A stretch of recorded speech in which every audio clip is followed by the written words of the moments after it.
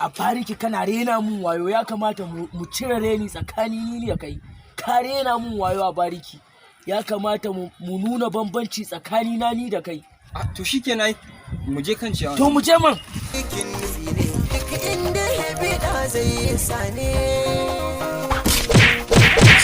Kai kaman wa'annan muna garin nan a zo suna fada a nan gurin, ba ku san ku muna gari kaman muna gari ku zo kuna fada a nan gurin ko kai kun san ko ni waye? Ku zo nan, ku zo mana nan gurin, ku zo guna ina garin nan a zo kuna fada nan gurin. Haka kana da bel ko? Ya kamata in samu bel.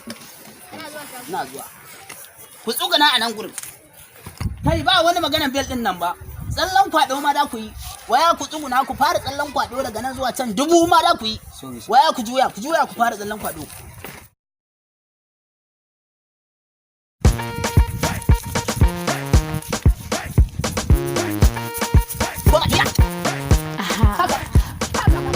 Prudence, Grandpa.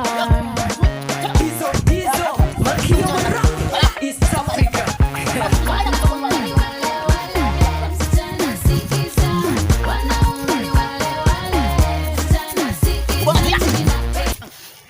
Zo nan. Yanzu na hukunta ku kenan. Kun gane ko?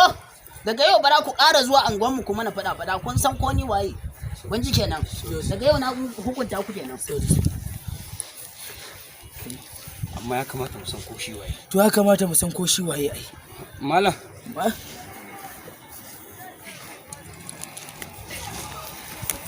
Sorry sir. Sorry. Lallawa. Ko za mu iya sanin ka? Ko kai waye? Suna na Abasu Kala. Tsohon ɗan ritaya daga Bijilanti, Banga. Banga? Banga.